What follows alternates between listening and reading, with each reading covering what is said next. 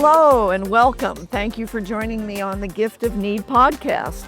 I'm Jude Trang, author and observer of the many places that human need shows up in society. This podcast seeks to address the overlooked power of need, how it shapes our behavior, relationships, and society.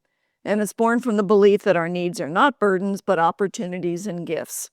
Welcome back now to part 2 of my conversation with Dr. Molly Worthen as we discuss our need to understand charisma and character in the context of Molly's newest book, Spellbound: How Charisma Shaped American History from the Puritans to Donald Trump, and how our human need for a meaningful life can be taken advantage of by people with the power of charisma. Good to see you again. Great to have you here, Molly. Molly's a professor of history at the University of North Carolina at Chapel Hill and a freelance journalist. She teaches courses on North American religion and politics, global Christianity, and the history of ideas. She writes on these themes for the New York Times and has contributed to many other magazines and publications. Molly, can you give us just a quick, brief review of what charisma is? Charisma is both in the biblical sense, God's free, unpredictable, supernatural gifts to his people, and it is also a word that has come to describe a relationship between leaders and followers. My argument in the book is that it is a particular kind of storytelling. It's a leader who is charismatic, invites us into a narrative that makes sense of our world in a new way and connects our story to a transcendent, much bigger picture that lends it ultimate meaning. Okay, I think that's great. Why don't you tell us a little bit, just a review of your spiritual background? In the first episode, you explained that your family grew up in, non-religious tradition of any sort, and that then you kind of stayed with that, but you were curious about spirituality and transcendence and things. I understood that you considered yourself an atheist. Am I right, at some point in time, or agnostic? And then has that changed? I grew up in a totally non-religious home, but not one that was hostile to faith. Although I would say as a kid, I don't know where this came from. I did resent, the few instances when my, mother tried to read my brother and I some Bible stories just to give us a certain level of cultural literacy. I held my ears. There was maybe one weekend when well-meaning Presbyterian neighbors invited us to church, and my parents finally gave in and said we would go, and I deeply resented having to, get up a little bit earlier and put on nice clothes and so forth. But yes, as you say, I did develop a very intense curiosity about religion in college that was both personal and intellectual. And I made a few efforts to try to get myself churched, you could say, that never really took. I've never been in my life an atheist, but I spent most of my adult life till recently an agnostic who was kind of vaguely dissatisfied. Pretty sure agnosticism was not really a viable position to have as my kind of permanent philosophical home. But I wasn't really doing anything about it. I wasn't actively investigating the faith traditions that I taught and teach on a regular basis at UNC. Work, I am always writing about some religious community. And in the course of doing a magazine article about a local Baptist megachurch about 3 years ago, I, to my great surprise, got evangelized by the pastor there and became a Christian. So now I am an evangelical. I am a member of a Southern Baptist megachurch. I got baptized in a jacuzzi-sized tank with the worship band playing. So that's been an unexpected turn in recent years. Isn't that interesting? In my upcoming book, The Gift of Need, in a chapter that I've titled Conflict and Crises, I ask this question: is there such a thing as healthy conflict and dissent? And I say there can be unspoken pressure to not take the risk of conflict. I have watched this dynamic being played out for decades, especially in spiritual and religious communities. The danger, as history so powerfully demonstrates, occurs when an agreed upon moral base for a society turns into a state-mandated religion. The need we have as individuals for spirituality and community creates the perfect danger zone for forced compliance and no dissent. It also creates the great grounds for things like cults like Jim Jones' People Temple and David Koresh Branch Davidians. And I think it's because it is an area where a person with a sincere desire can be lured by misrepresentation, falsification, and deception.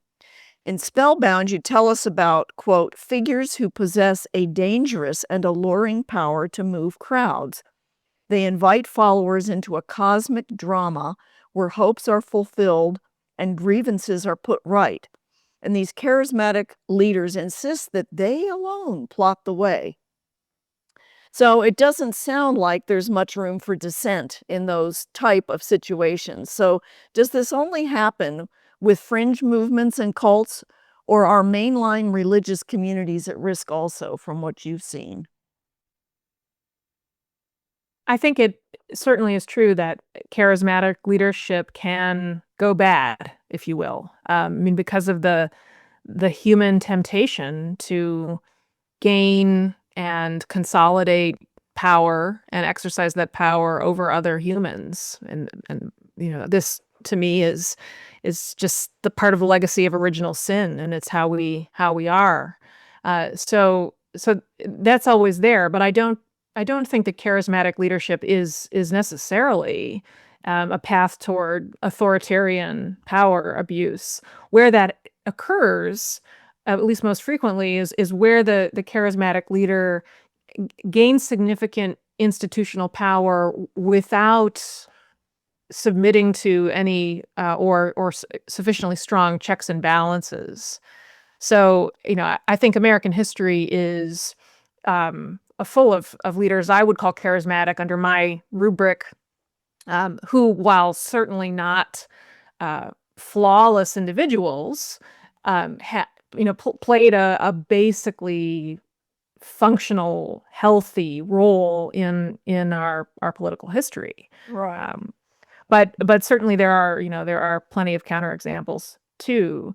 I think the virtue of established churches, like all institutions that have been around for a while, they can be more or less functional, but if they've lasted, they've probably lasted because they have a decent system of checks and balances, and a set of rules that apply to everybody, including the leaders. Exactly. I do think that one reason why evangelical Protestantism is perhaps prone to these stories of leaders who gain, great high profile as celebrities and then have some terrible crash in scandal or power abuse, whether it's a sex scandal or financially related or just frankly bullying. And then they kind of flame out and their churches implode.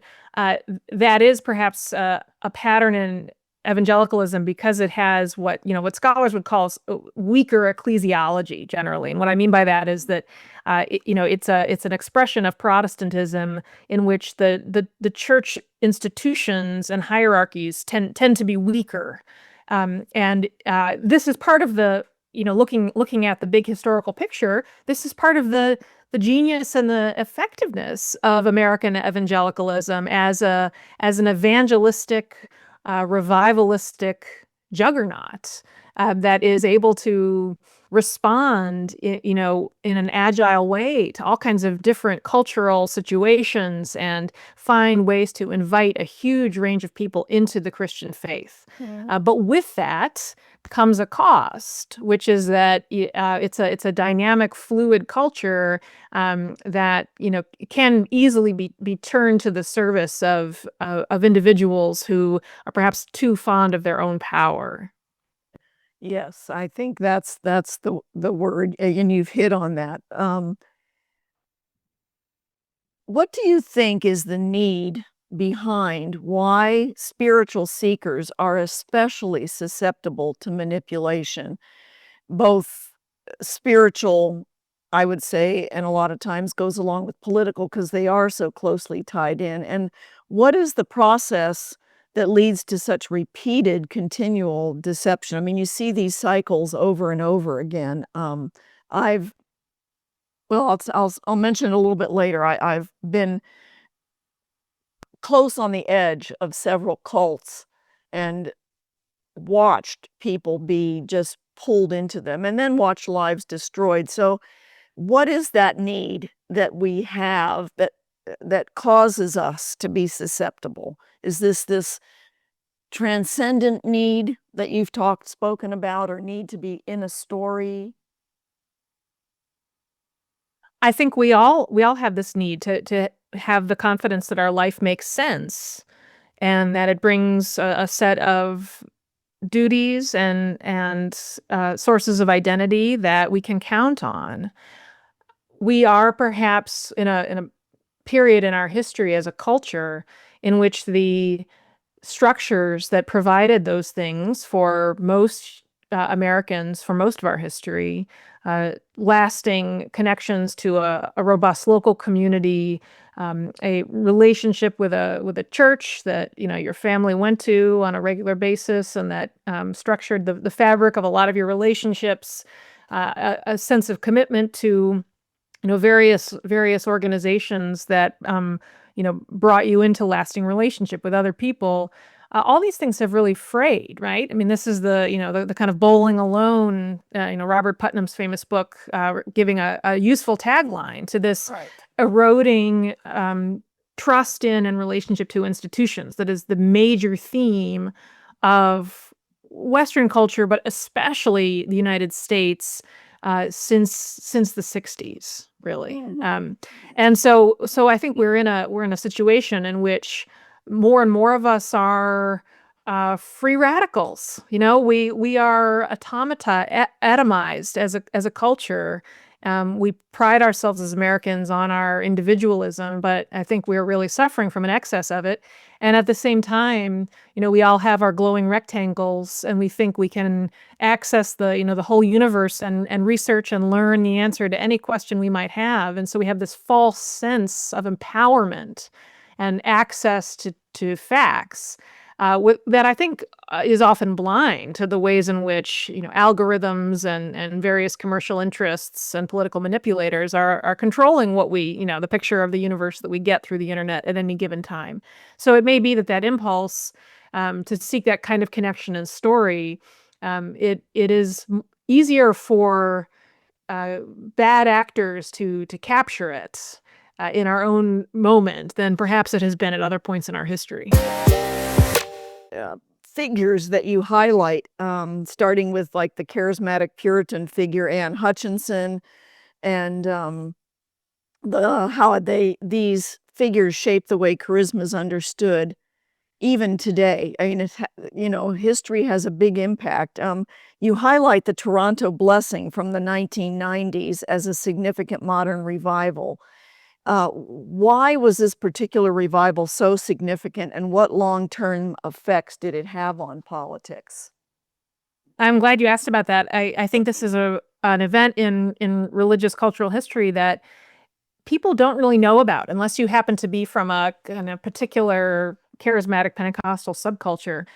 This is a revival that broke out in a kind of unexpected place in a nondescript church. The Toronto Vineyard Church later changed its name to Toronto Airport Christian Fellowship. The pastors there, a husband and wife team, are not. You wouldn't look at them and think, "Wow, these people are gonna just rouse a room of thousands into a spiritual experience." They're sort of ordinary people, John and Carol Arnott. But there had been in the subculture they were in the 90s. There'd been sort of ripples of some kind of new expression of religious enthusiasm. That is unexpected behavior in worship in which people seem to kind of lose control of their bodies. And that's always true. I mean, this is North American Christianity. There's always some weird thing happening somewhere.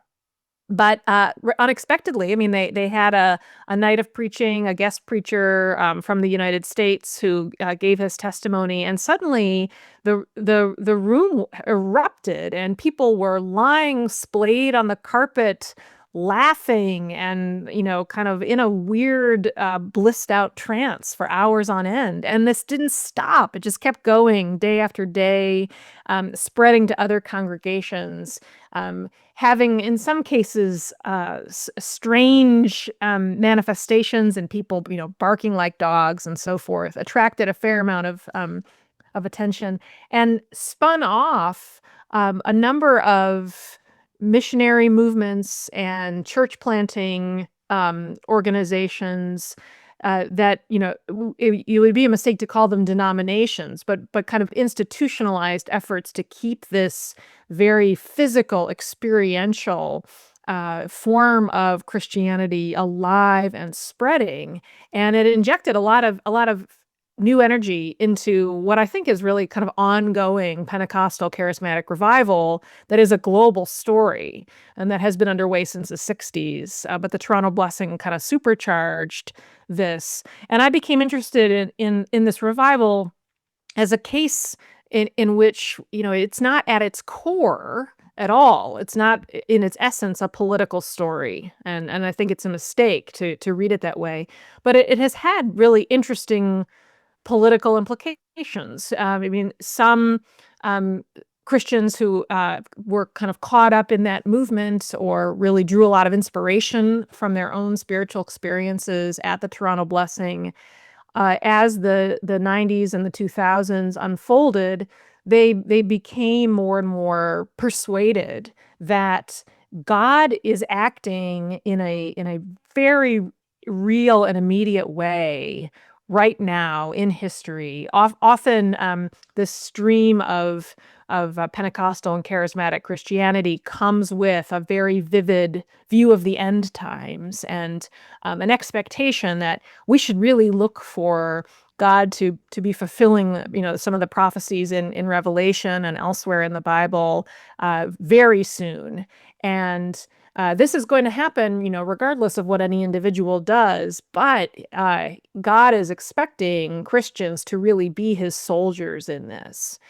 And that is a worldview that, I think, it's one that any Christian has to reckon with, right? The eschatology is part of the Bible, but untethered from the discipline of robust institutions and traditions, and implanted in an increasingly, polarized political moment, I think it can become a dangerous impulse. It can feed a vision of Christian conquest of power, political power, that can run roughshod over democratic processes and the checks and balances that are necessary in a healthy democracy.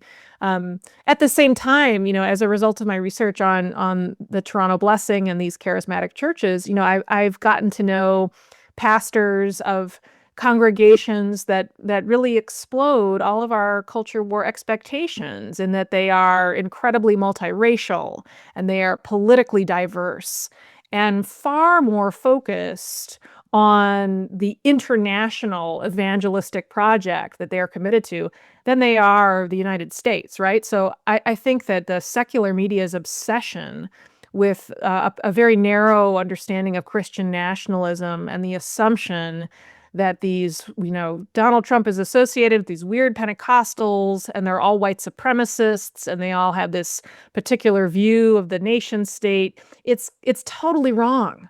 And it misses the very diverse context of Pentecostal charismatic Christianity. So that in this funny way, this subculture of Christianity contains in it both the dimensions of the kind of Christian alliance with politics that I think are among the great dangers of our moment. But that same subculture also contains a focus on the resources of historic Christianity that have the most potential to overcome some of our syndromes in this culture. Mm-hmm. That goes with this quote from Spellbound that I love. Excuse me. You say, the story of charisma in America reveals that when traditional religious institutions fail to deliver on their promise of a meaningful life, people will get their spiritual needs met in a warped cultural and political landscape dominated by those who appear to have the power to bring order and meaning out of chaos. Charismatic leaders address spiritual needs, offering an alternate reality where people have knowledge, power, and heroic status, whether as divinely chosen instruments of God or those who will restore national glory. And I think that's what I think the comment that you made saying that this focus on kind of God, Jesus is coming back soon. We have to be soldiers for God. And so it's kind of like I remember my mom who was would always say, you know, the ends don't justify the means. The ends don't justify the means, and how that was so different than communist thought and Hitler, and yet as being a very Christian principle, I see it now. I feel like a lot of people who are pressing for this nationalistic political Christianity don't realize that they're violating this basic principle that is the ends don't justify the means. The work God's kingdom will be established on earth. What has been prophesied will happen, but it doesn't justify all sorts of immoral, political, all these various types of behavior that go against every principle of New Testament Christianity on the way to accomplish this. And so um, I think of some of the promises of a meaningful life that, religious leaders have promised that have failed people, and that may be why they're looking towards a more political answer to their needs, are things like prosperity, continually blessed lives, perfect health, political and social influence, right? Those things that um, that have been part and parcel with a lot of the Christian focus that's come out of from the spiritual revival and Jesus movement of the 70s. It's just grown and grown. And right? I mean, is that your observation too? I think so, though. It's funny. I would certainly not say that the prosperity gospel as a movement has been a failure if our definition of failure is, failing to attract people. I think prosperity gospel in all of its forms, it's not just a Christian thing, really, Right. is in some ways one of, if not the central spiritual tradition of this country. And the Christian version of it is part of a broader family of spiritual traditions that we could call kind of the New Thought tradition, which describes an orientation to the universe that says, if I can just align myself with the spiritual energies of the universe and the divine will, then I can help will into reality the future I want. And I can, the language you often hear today, that's not Christian, it's just sort of in the culture, is manifesting, right? Like I can manifest the worldly blessings that I seek. And it's a very attractive way of orienting yourself. And I think, like all impulses and teachings in Christian history that the kind of central institutions of orthodoxy have deemed heretical in some way, it takes an idea that is biblical in the nugget of it, right? Like, you look at the Bible, you do see that God cares for his people, that God does bless his people, and he withholds blessings, in the course of guiding them through moral formation, right? This is the history of Israel. But the prosperity gospel takes that biblical idea and wrenches it apart from the rest of the biblical context, which is a story that affirms the reality of suffering and asks us to expect suffering and endure it, and also see that the rewards we receive in this life do not correlate with spiritual righteousness, right? Far from it, right? This is Jesus' whole point, is the last shall be first. The constant battle of Christians in every time and place, I think, is to keep all of these countervailing forces and paradoxes that are Christianity in balance, and be mindful of our temptation as depraved humans to constantly take one idea to an extreme and forget everything else. Well, and was in a vacuum. I did not know Jesus had anything to do with Christmas or Easter. I just didn't. My mom and dad were very moral people and had been raised Protestant and Catholic. But when I heard about Jesus as a young person and I was drawn to his teachings, and became a Christian as a young person, but I've been consistently at odds with much of evangelical Christianity since the 70s and 80s. And the progression was, let's not withdraw and be silent members of our society, but rather be salt and light, New Testament principle, right? To now, America is a Christian nation and we need to return to having laws based on the Bible regarding every area of public and private life by legislating morality, i.e., people can't handle so much freedom. So I guess I see this, it makes me very aware. Like I said, I was on the sidelines and we had gone to some Bible studies that later turned into cults, and we, ditched out pretty soon because we could tell that they just smacked coercive leadership that was heading off in basically following the one strong man, right? And his ideas either about end time teachings or whatever. And so I really am thankful that we were spared from a lot of the, sadly, debris and ruined lives of our friends that got caught in them and then finally just walked away totally. It was been hard to watch. So when we talk about this, you talk about how that prosperity, I just look at it and go, I mean, how can you read the New Testament and think that any of the early first century believers had prosperous lives? And, anyway, it's beyond me, but they all knew they were strangers and aliens in this world and looking for a better country. And we were never told to build a political state or society. We were told to tell people the important good news of Jesus's life, death, and resurrection, right? So, does history show us anywhere that our inherent need for meaning and purpose can be fulfilled in a secular culture and through political means? In all what you studied. Of course not.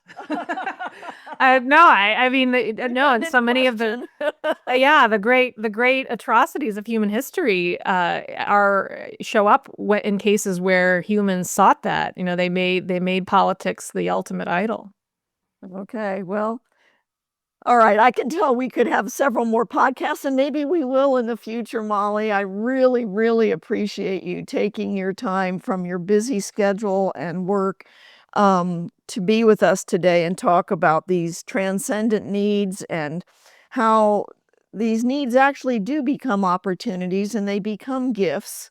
Like your whole writing of Spellbound, I believe, is a gift. It came from your need to seek out life and transcendence and find answers yourself, and then you've delivered them to a broad audience to help and to bring other people and to kind of take this subject that's huge and boil it down into a way that it will help other people bring understanding to a very important but sometimes confusing topic.